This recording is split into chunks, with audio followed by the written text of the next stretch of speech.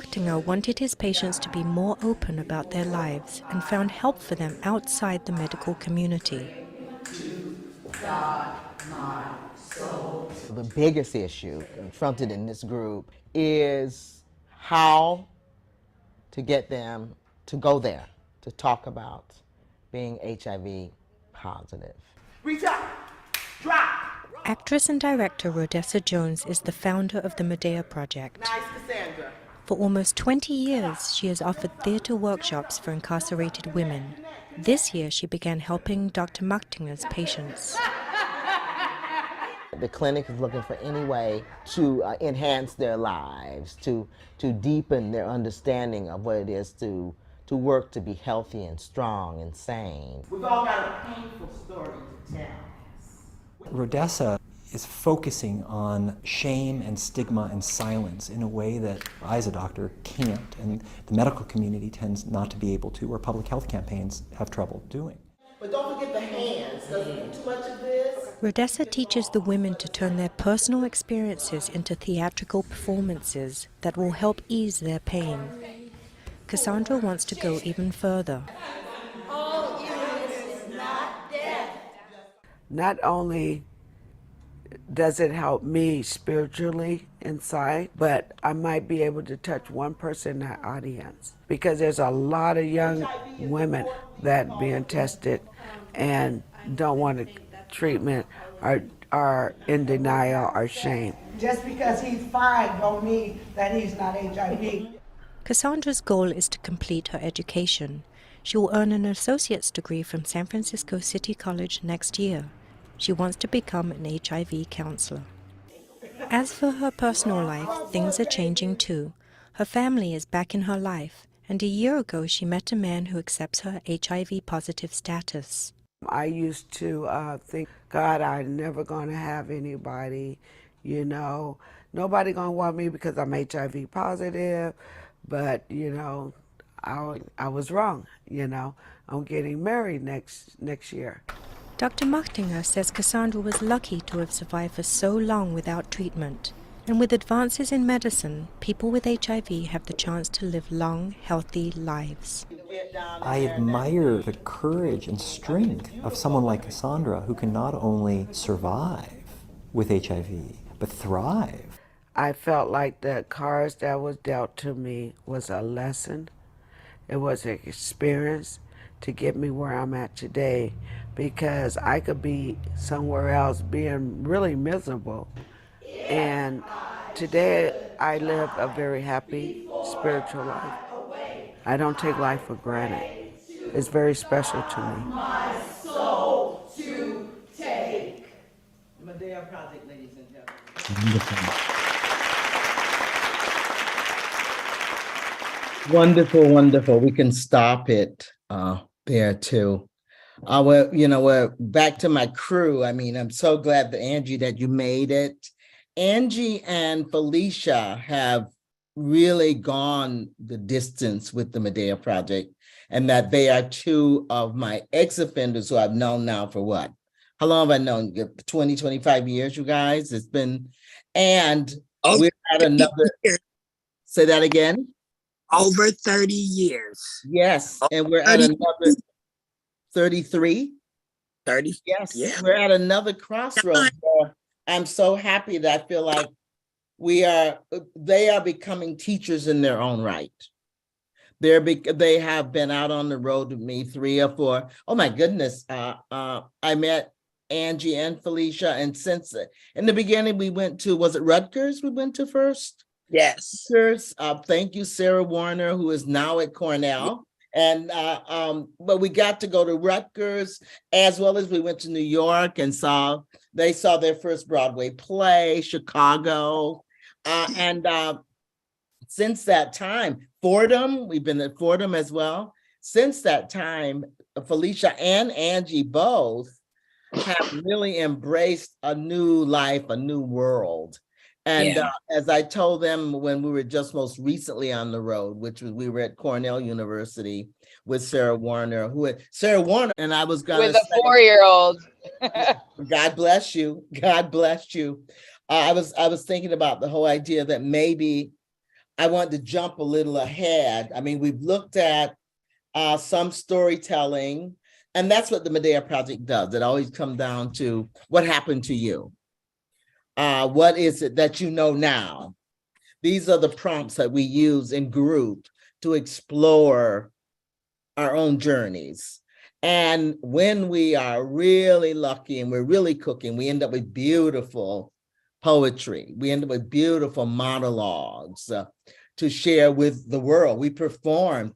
God bless Mike Hennessy, who has since retired from the San Francisco County Jail, but Mike Hennessy was the sheriff that was there when I first went in as an artist working for the California Arts Council. And the California Arts Council wanted me to teach aerobics to incarcerated women. I was thinking, what has this got to do with saving women's lives? What has this got to do with changing the course of events in as far as incarceration goes? How does this aerobics have to do with redesigning that? And what we found was that women didn't want to do aerobics, but they really wanted to talk. They really wanted to move.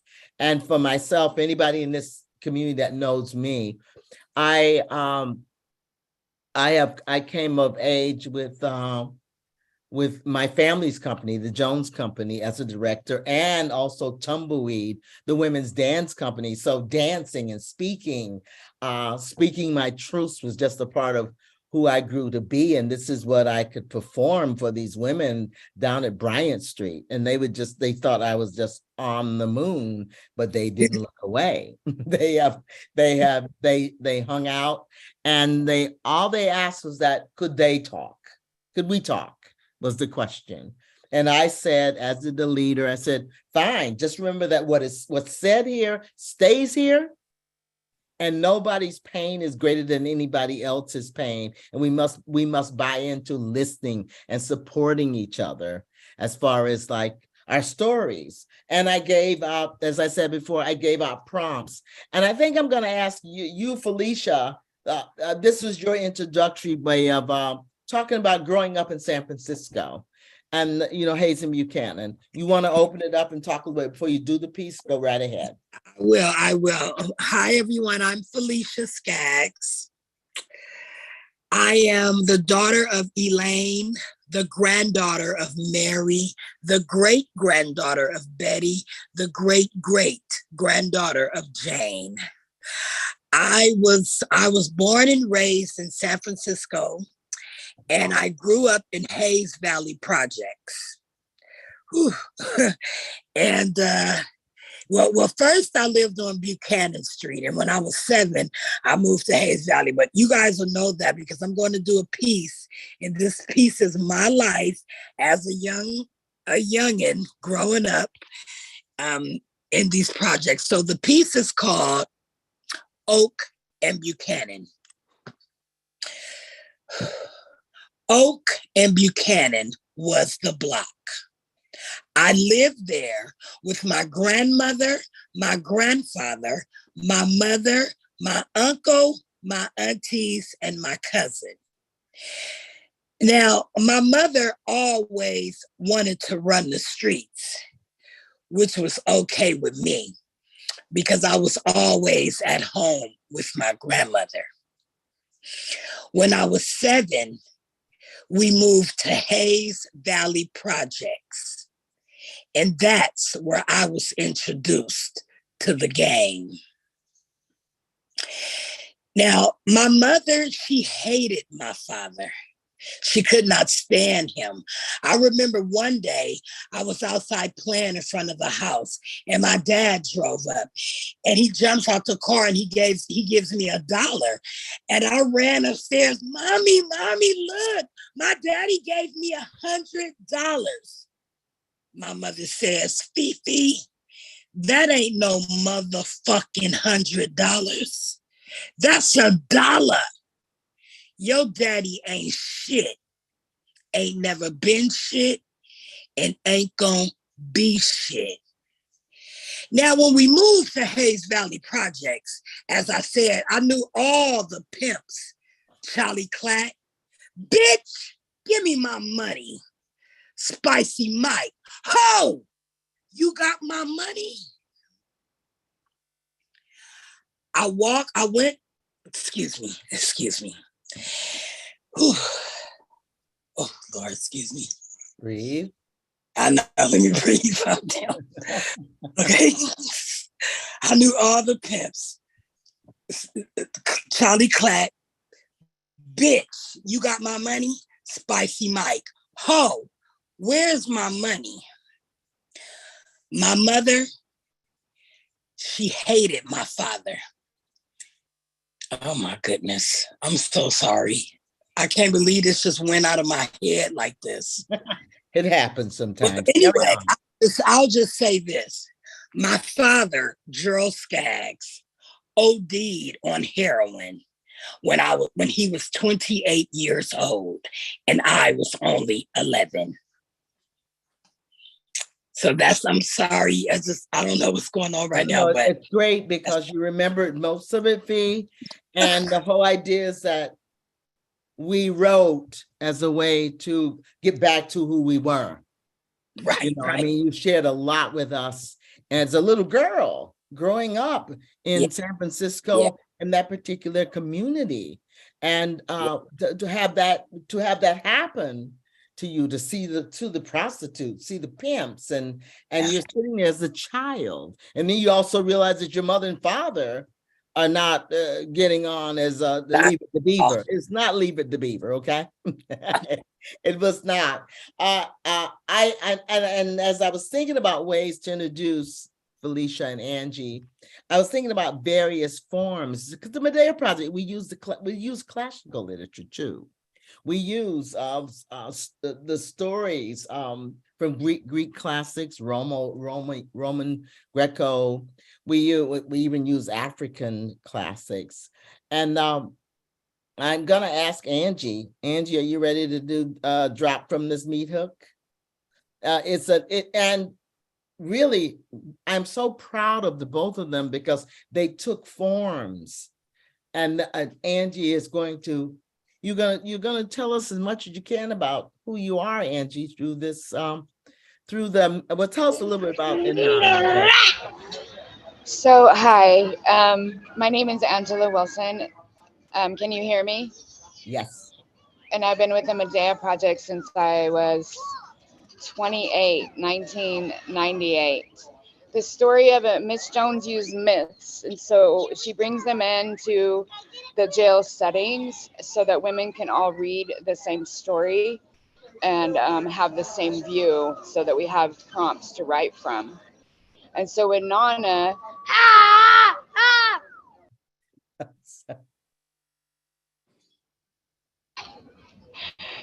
I am so sorry. I thought that I was going to be able to.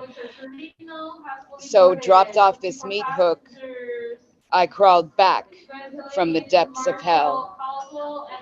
I saw a light. It was a trail of light leading me back to myself, symbolizing all that I was and questioning how in the hell did I arrive here, invoking thought. That light believed in me, and it carried me until I could walk and believe in myself.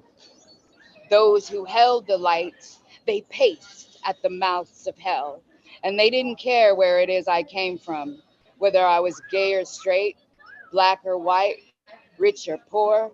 It was just pure faith, gathering enough strength to endure, not allowing enticement of a quick fix to blow out the wisdom I had gained in the raping of my former self. I stand beside in front of you in agonizing pain, guilt and shame. They keep threatening to blow my candles out. When I look out into the old and the new, I gather. I know I don't belong. I'm utterly insecure, and everything seems foreign to me. I gather integrity. My face is distorted, I don't have all my teeth, and my face. My face, it's scarred from my own self loathing and self abuse. I gather self esteem. I have no idea what it means to communicate on a level of honesty. I look at other people's belongings as a sacrifice to me. I gather integrity. My family does not speak to me, and I have not seen my son in 5 years. I look to the light and I gather what I had sacrificed at the gates of hell. I gather, and I am vulnerable and fragile. And these memories keep trying to sabotage my willingness to change. And it's instinct and intuition, wisdom of my descent and wisdom of my ascendance. And these pieces of me I have gathered and rebuilt.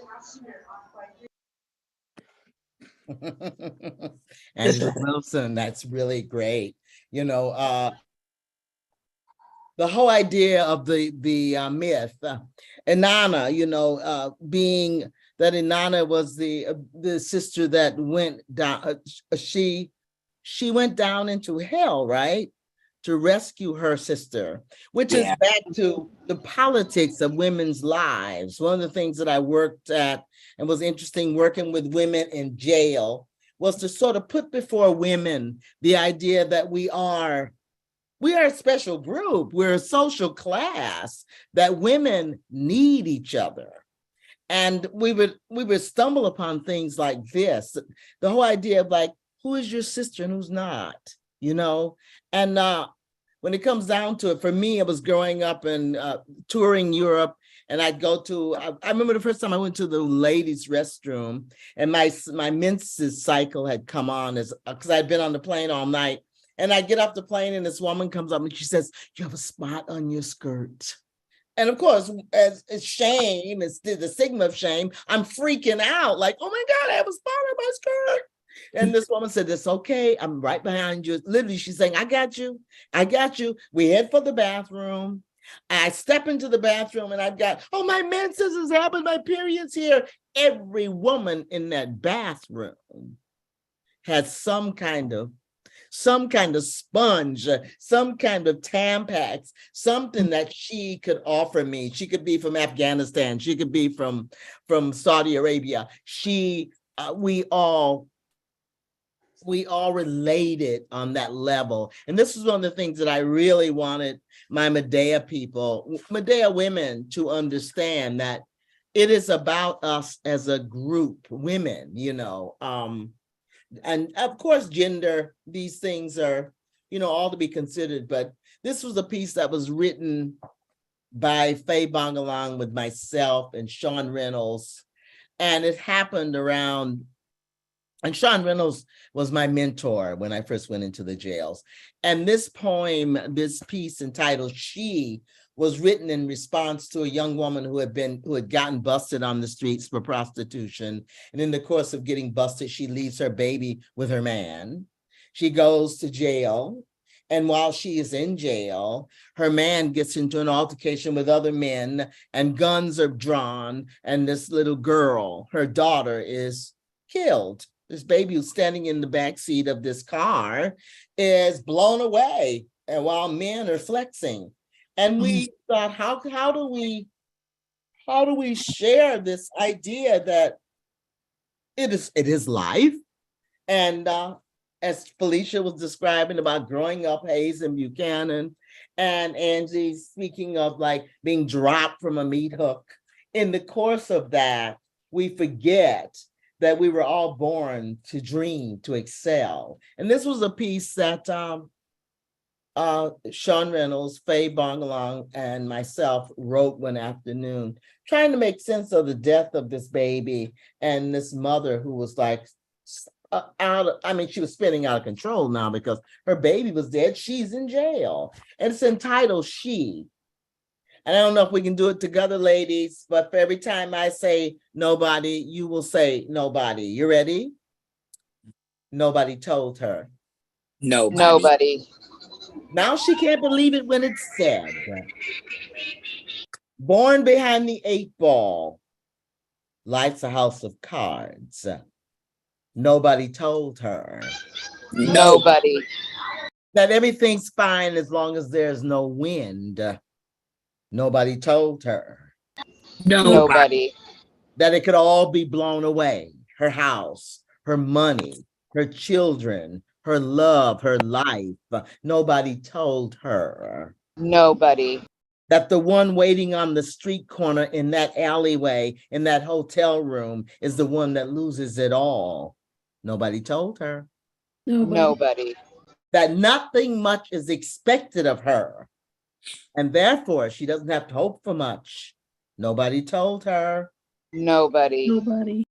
that she's getting on the train in that car and she's caught in the traffic. And what is this destination?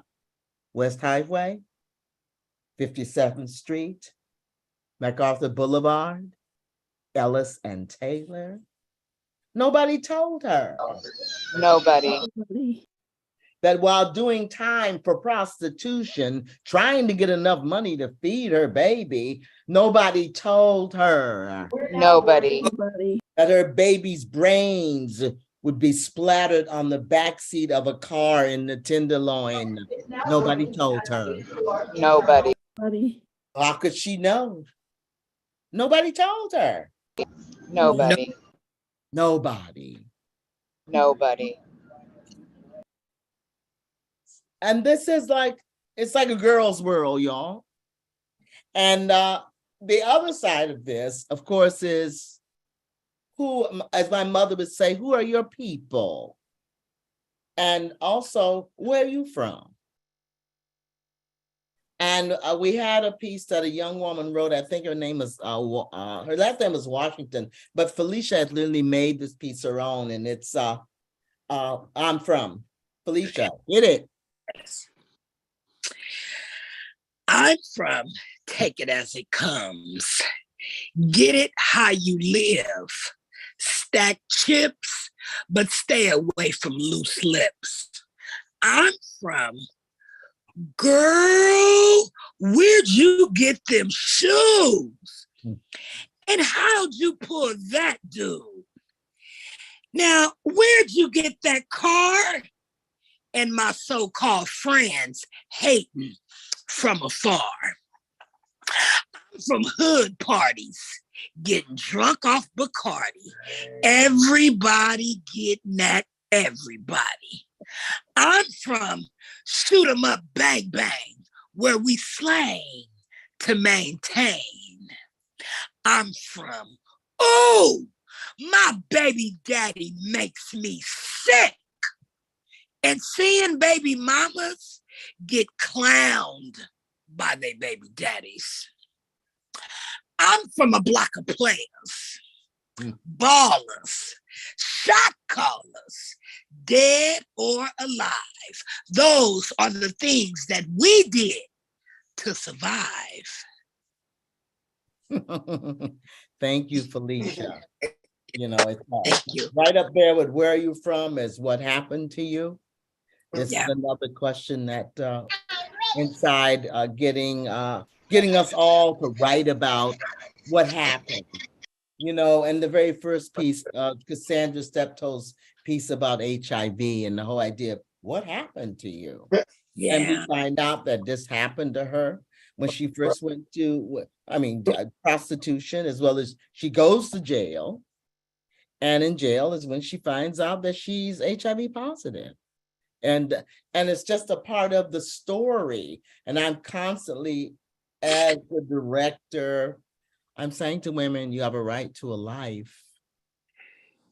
And as Sean Reynolds taught me, and I'd watch her say to women who would talk about their abuse at the hands of men who said they loved them. And I remember Sean saying, and so you're supposed to take this? Right. It's okay to take this? It's okay to be hit and knocked around. And we being me, Angie, and Felicia, we can look back now, and a lot of women were incredibly confused. You mean we're not supposed to take it? It's like, what is the alternative to stepping away from this kind of life? I'm thinking about you, Angie. I'm thinking about now, the one piece I know that you've done where you found that might be too long. The one that you Well, one of the problems is for some reason, because I'm in the airport, my script isn't opening, Miss Jones. Oh, okay. Well, I'm sorry. I love you anyway. Okay. No, folks, as you're listening out there, please save questions, because we'll have some time to talk about what you've heard and what you think about what you've heard and how we have arrived at this place. I've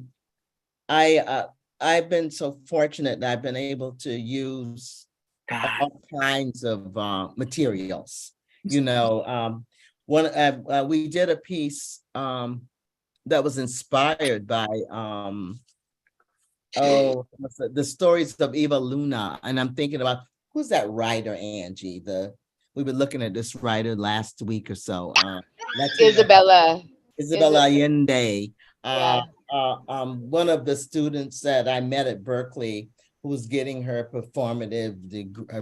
her degree in performance, and she worked with us on Amos Petullo's My Life in the Bush of Ghost.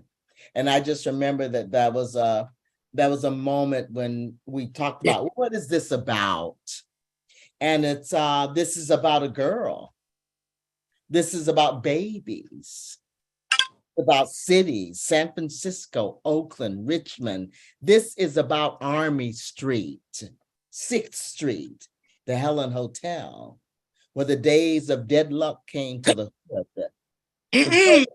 In the concrete jungle, another land of the dead. And she disappeared into the Trump administration and somewhere between the jailhouse, the crack house, the detention center, the White House, anesthetized by fire and smoke. She was missing, gone for several lifetimes until this day. She wonders, can she get back home? But this is about a girl. And women hold up at least half the sky, and we're maintaining the clouds as well. Okay, so let us all keep that in mind. Where are we at? How are we doing, Anissa? We're doing good. There are a couple questions if you want to jump in. Let's go to some questions and see. Yeah, I think this one is interesting and kind of plays to what you've just been recently saying is, did you bring in the idea, the womanist theory idea to women while you were inside, or were you even coherent that you were embracing this womanist theory? Well, for me, when I mentioned Tumbleweed, which was a dance company that I'd been working with before this work, so I had some sense of my own persona, and at the same time, I was so inspired when I realized that there were so many sister girls around me, so many sister women who had no idea about who we were or what was possible. So I would say yes and no. And you see, I was a mother before I was a woman. I had a baby at 16, and I brought this to bear on my work in jails. What could I share with women? And it was interesting because so many women had been mothers before they were women. And that was an interesting place to jump off. Not to mention, when I first went into jails, and my daughter had just left. No, my daughter had gotten married, but before that, she had been going to Everett Junior High School. And I walk into the jails, and there's a young woman calling my name. Miss Jones, Miss Jones. And it's somebody that had actually grown up with my daughter, somebody who had spent time at my house. And all of a sudden, all of it's coming back to me that, you know, the responsibility and the possibilities.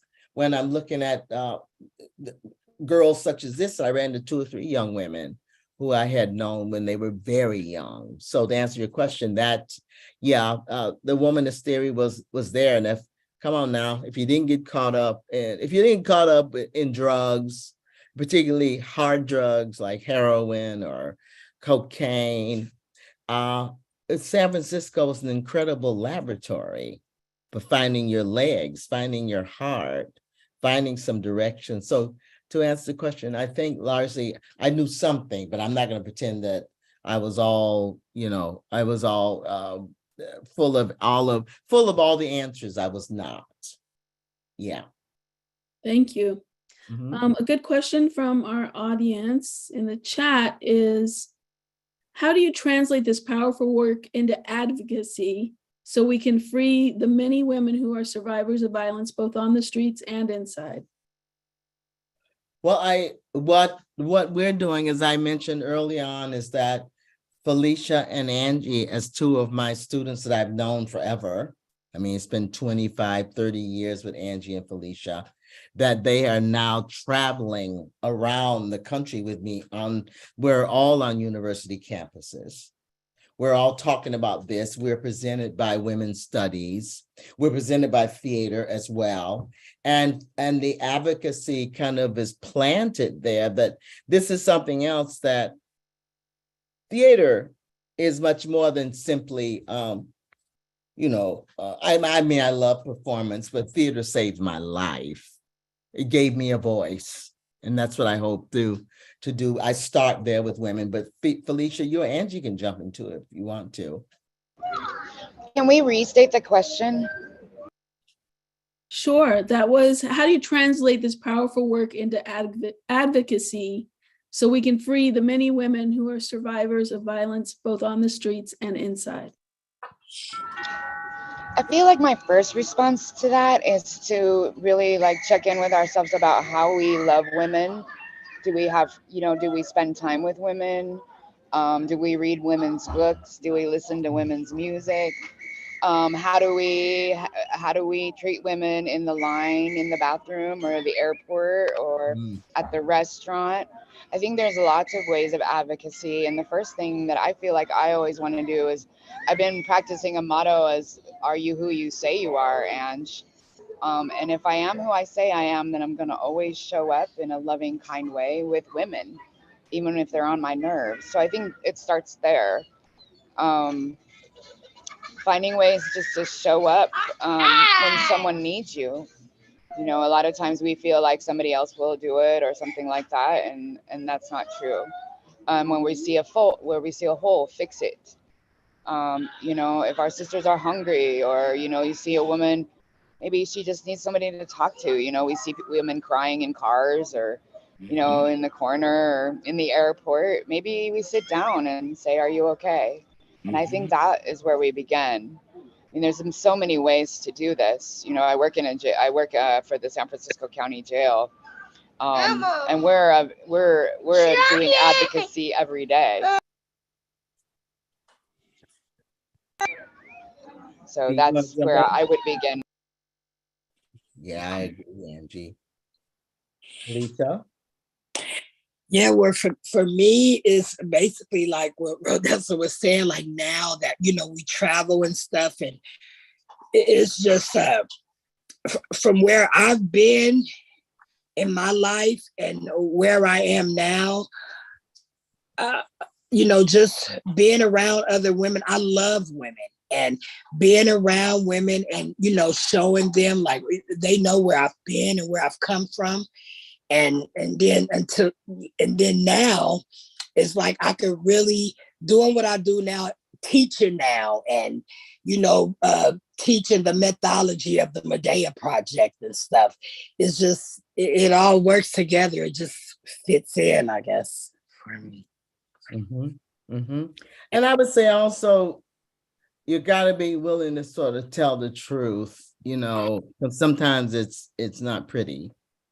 But I Yeah. think that some of us are ready at different times to hear the truth. And I'm not saying that I'm perfect by any means, but if I've been given this leadership position, you got to call it like you see it, and that was another thing I learned from my mentor, and what Angie was saying about reading women's books, passing that on. How do we educate each other? How do we educate each other? How do we share what we know with each other? Even when you have to walk a thin line, because sometimes I am almost 75 years old. And so I grew up in a time where women didn't trust women. Women were it was about competing all the time. And I think that all that's changing.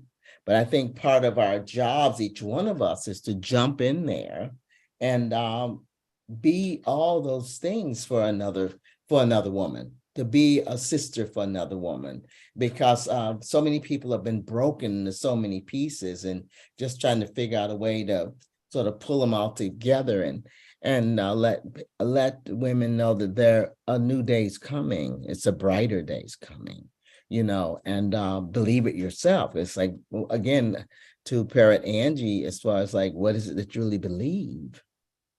So I hope that answers it. What is it that you really believe? I mean, working in the jails, I've learned a lot. I've gotten very strong around the ideology and of just living as a female in the world. And I've had some wonderful experience with fabulous women artists. One of my dearest friends who just passed the last few years was Ntozake Shange. And I was able to really, I knew her, and I watched her go through all those changes, and Pearl Cleage is another dear friend who lives in Georgia, and having conversations with women who could keep it real like that, Yeah. So I hope that answers something. Yes. Thank you.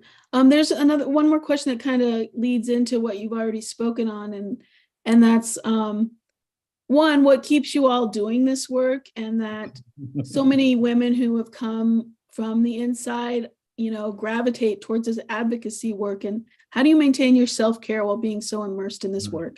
So what brings you here, and how do you keep doing it? Well, for me, I love it. I love working with the women. I love Rhosessa. And I just love what I do here in the Medea Project. And I've been doing it for so long. And I just love it. It's a part of my life. It's a part of me. It's like, what would I be doing if I wasn't doing this? That's where I am today with it. I don't know what I'd be doing. Like, this saved my life. I could still be out there smoking crack, still be out there boosting and everything, just everything.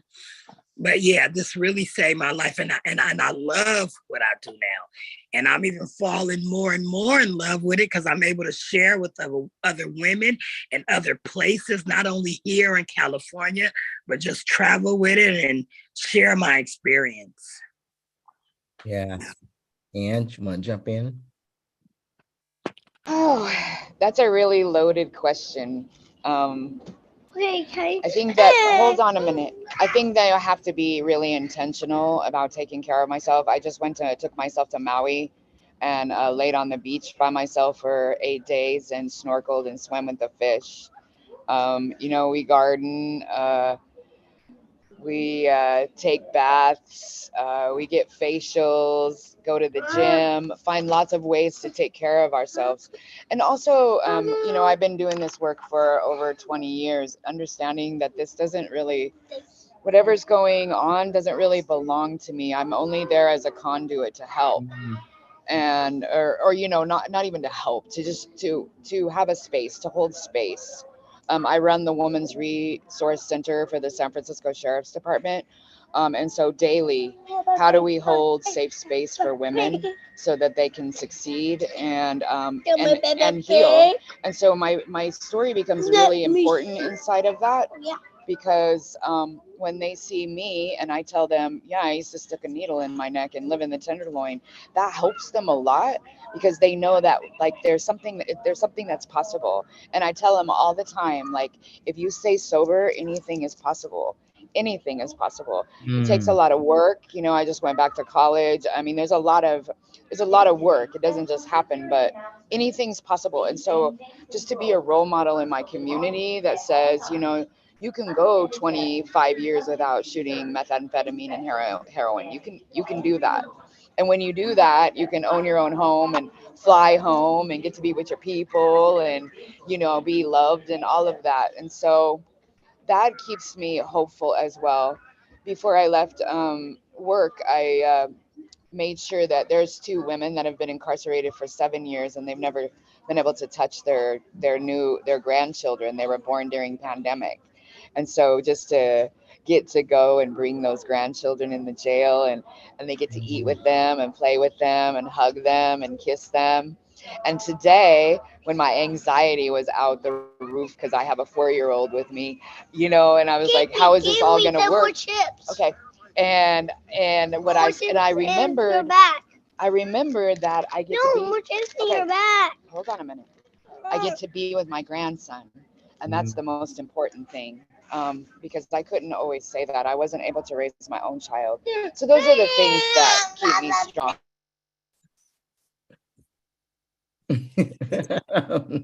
Yes, and and he's wonderful. Right now, he's probably getting a little restless, but hey there, boy, how are you? How are you, beautiful? Baby. Yes, and just to add to that, I think self-care, you know, I'm back to trying to reimagine it again, because my life in itself is my personal life is, there's just been a lot of circles that I've been turning and jumping through hoops, and also I just won a Pew Fellowship. So but part of winning this Pew Prize with a nice a piece of money attached means I had to get up, move away from my home in California, and go and agree to live in Philadelphia for a year. Now, when I'm in my best, when I'm at my best self, it's exciting, and I'll find a masseuse.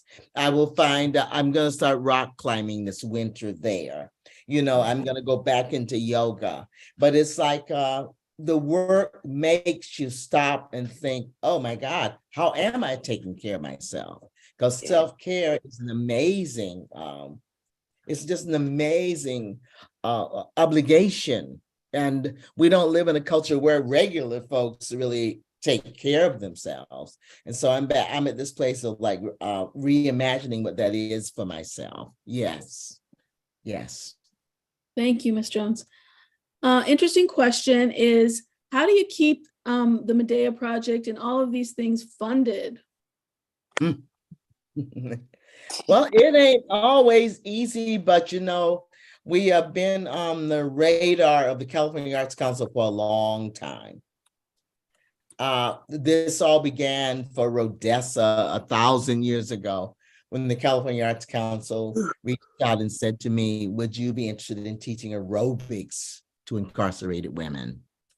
And I was like, aerobics? But I was fascinated. I said, I'm going to go, you know. And so as I was a California Arts Council artist a long time ago, and then Cultural Odyssey, my company, over the years, we've been fortunate that we've been in the forefront of this kind of work, this, you know, this community-based healing, this kind of work. So when there has been funding, we have gotten some, you know, it's a little difficult now with the field is filling up with some brilliant people, you know, so that the money is not quite as much as it used to be.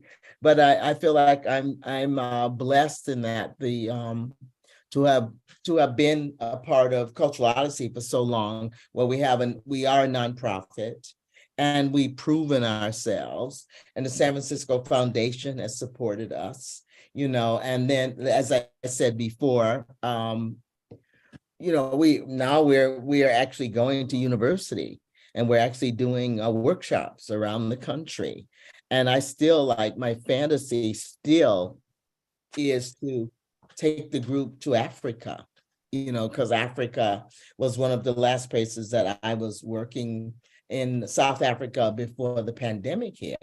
And so, trying to find that kind of support, that kind of money. But now I know how to look, but we shall see. Yeah, we shall see. But And she's using her manners. We always need money. yes, We're not always able to do the things that we want to do, and Miss Jones isn't always able to take all of us where she wants to take us, because we struggle to get there. So I think that Anissa just posted a place where you can donate if you choose. And also I'm in school, and so dreaming about a full scholarship to state or CIIS. So I'm just throwing it out there. Please, and we appreciate money. So if you want to donate to the Medea Project, Theater for Incarcerated Women, feel free. Yes. Consider it a wonderful social obligation. I just threw that link in there again. I'm gonna have to sign off, and I'm so thankful that I was able to be here. And please forgive this organization. Happy Thanksgiving, and thank you so much. Anissa, thank you for having me, and Ms. Jones. Okay, bye. Thank you for being able to do it, Angie. Travel well, travel safe. Bye, Josa. You guys have fun. Have fun. Okay, I will see you get back, Angie. Thank you. Okay. Bye-bye. Yes. Any more questions? I'm loving the questions that people have. There is a couple more. There's one. Do you both consider yourself abolitionists? Yes and no. I mean, this word has appeared more on the horizon in the last couple of years. But yes, but at the same time, it's a little bigger. I feel I owe it to someone, I'm the daughter of, I'm an African-American woman, daughter of a slave. And even without the title of abolition, yes, it's like I'm blessed as an artist who can dream. And this is part of my dream, but I'm very, very, very, very grateful that abolition, the whole abolitionist movement is here with us. Yes, but I don't even have time a lot to think. I just try to get in there and do what I feel I want someone to do for me or for my granddaughter, or my great grandson as life moves. But that's my position. Yes. Fee, what do you think? Are you an abolitionist, Felicia?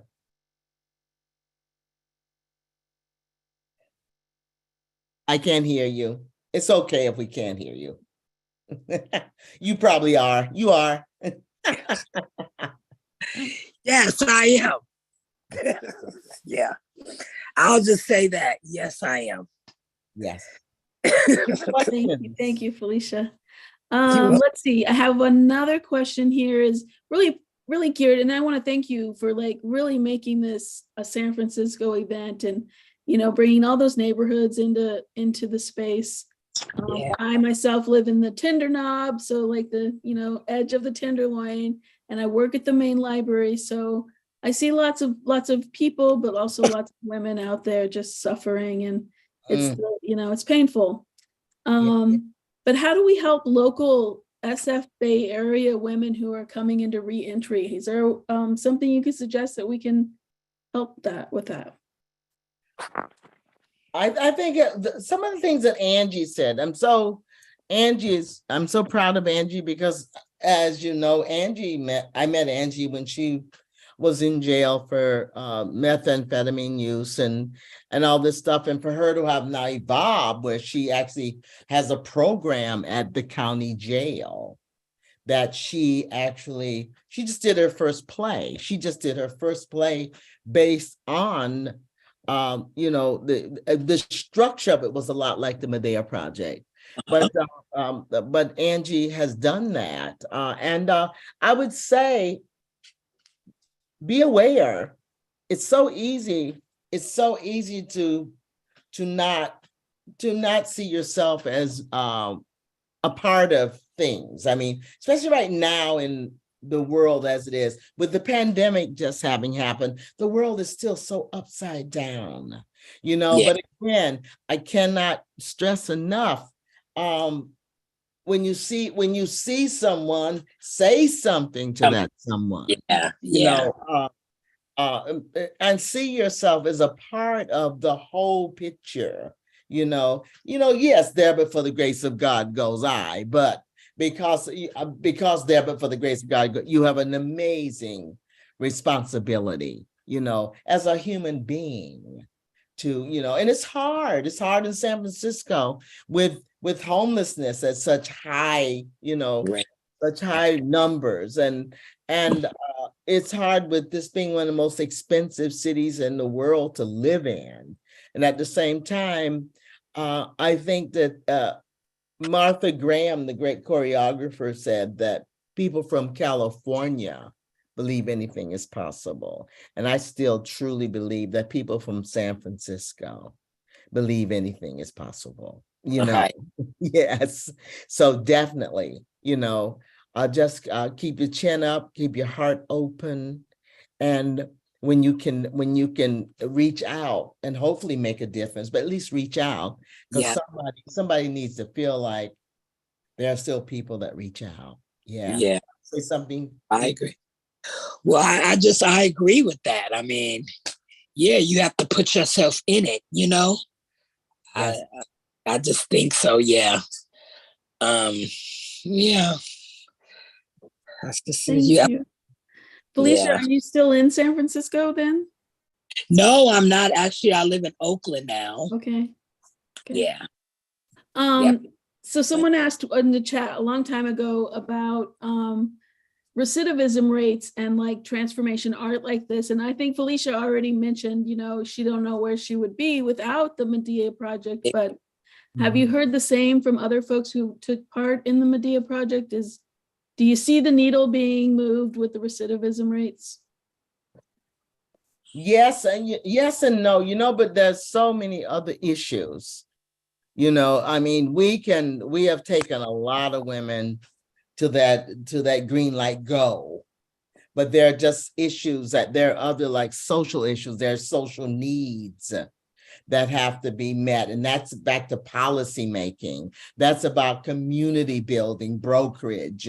Yes, the Medea Project, we do very, very good work at giving a sister a leg up.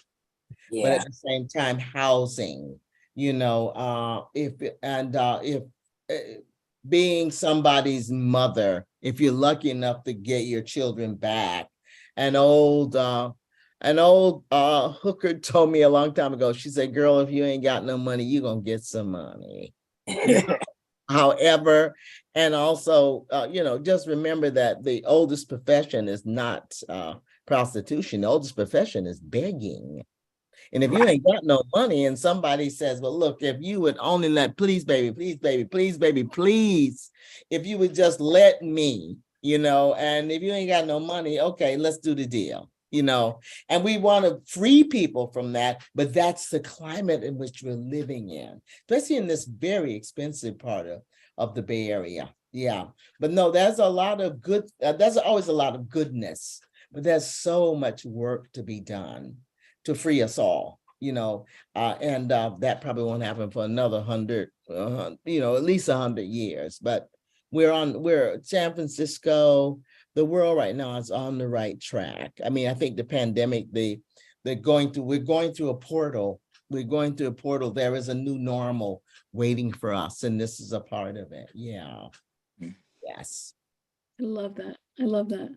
Yes. And do we want to try to close with the part of the next video, or what do we want to do? That sounds good. You want to set that up for us? Yes.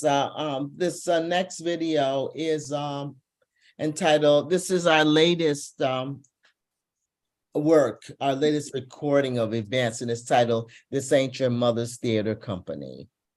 And it's a look at a deeper look at our work in the Medea Project. Yes.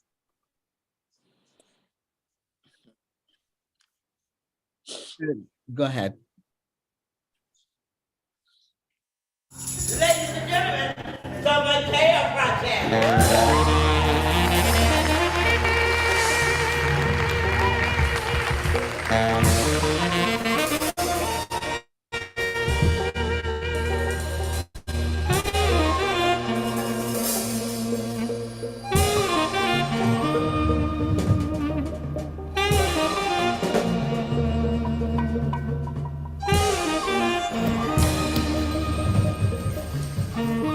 Who am I?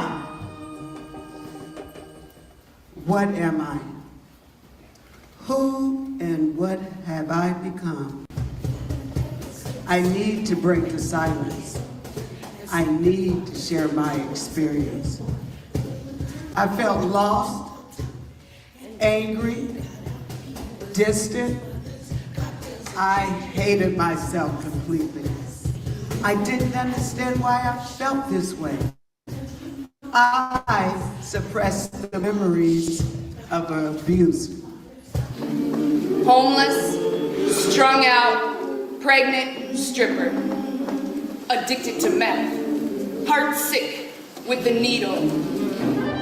I broke my own heart standing on the corner, selling my precious body. Broken, breaking heart. I never thought I could break my own heart, but I have, over and over again. I never thought I would be doing anything like this. Never entered my mind that I would be doing anything like this.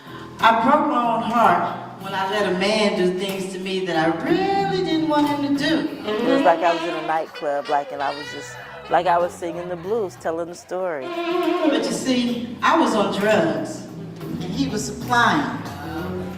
I got pregnant, had an abortion, and he OD'd. Who are these women? And what? What are they to you? To you? To you? She's our mama. She's your lover. That woman's the woman who's going to carry your child. Oh, they wear my mother's face. My sister.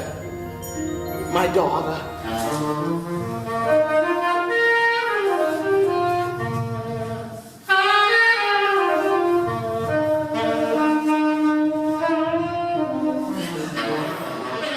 What better way to open a show that is talking about theater for incarcerated women and in collaboration with Planned Parenthood than to have the cornucopia of a culture in a way?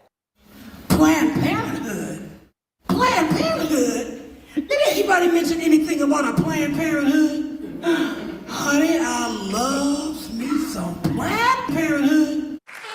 I was incarcerated in this county jail, and Rhosessa came out into the jail, and they were doing a play, and I knew a lot of girls in the jail, so I was like, I didn't want to stay in a dorm, so I would go out and see what this was about. And I went out, and I've been there ever since. It's been 24 years. You know how we all like that alcohol and have to get to the liquor store by 2 o'clock? Yeah. Well, back in the day, me and my girls, we had to be at Planned Parenthood by 4:30 to get them condoms. Hey. You know what I'm talking about. Them condoms. More and more women were going to jail than ever before. So they had all these women, and the women were just mad as hell. So in comes Rhosessa, and they want me to teach aerobics, and the women are looking at me like, girl, please.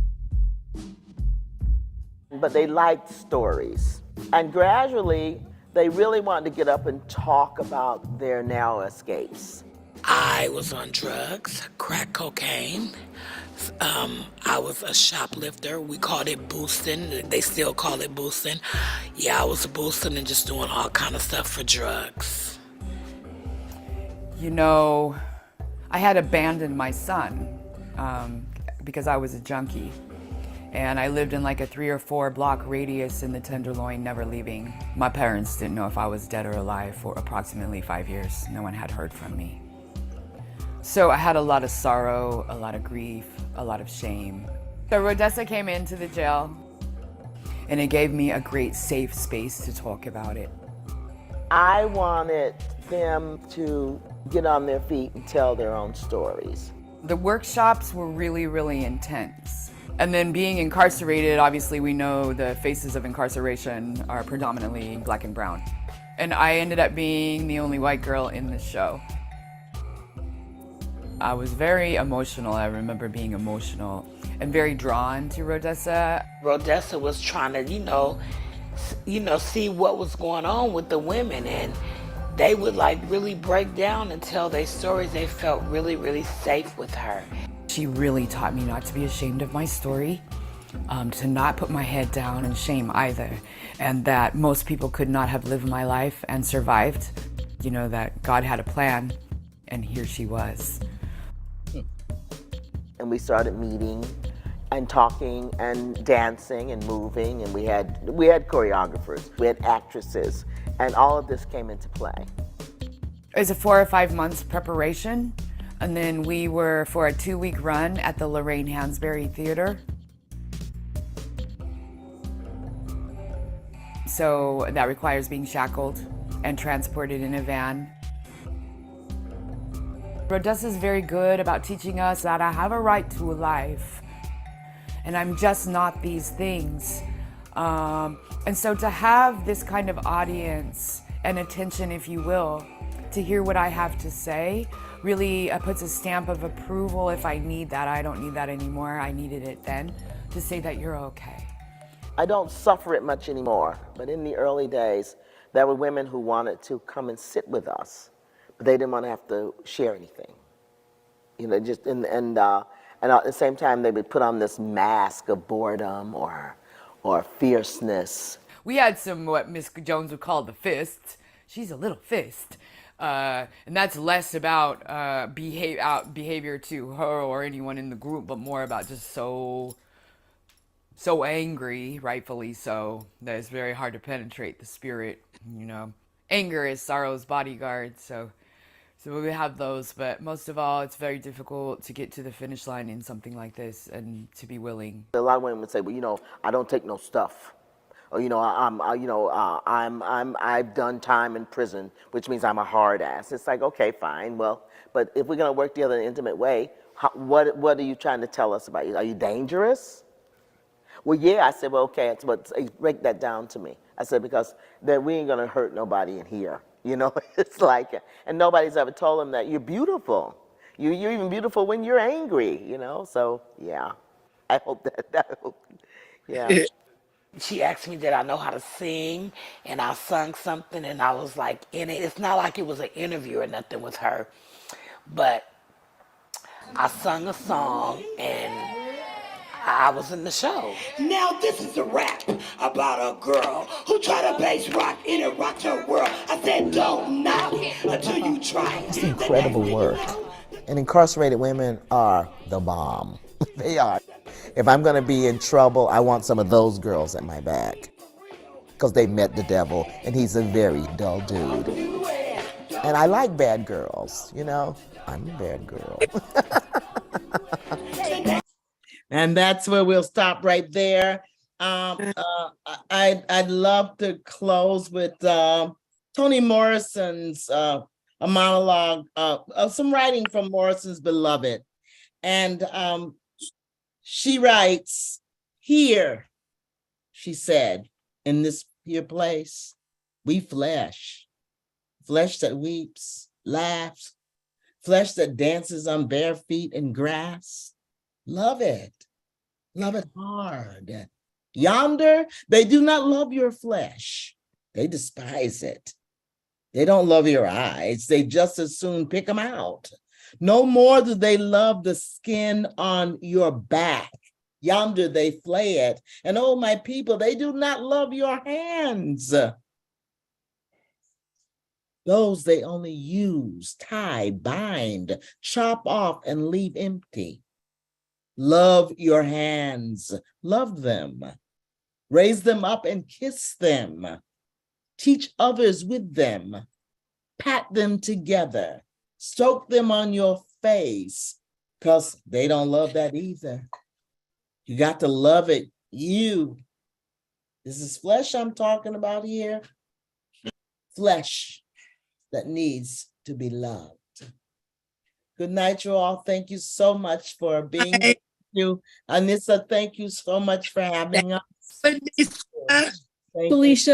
Felicia Skaggs, Rhosessa Jones, thank you so much for sharing your amazing work, your power, your humor, and your wisdom with this library community. Library community, I told you we're in for a treat. Thank you for sticking it out with us, and we'll see you next time. Thank you so much. Thank you.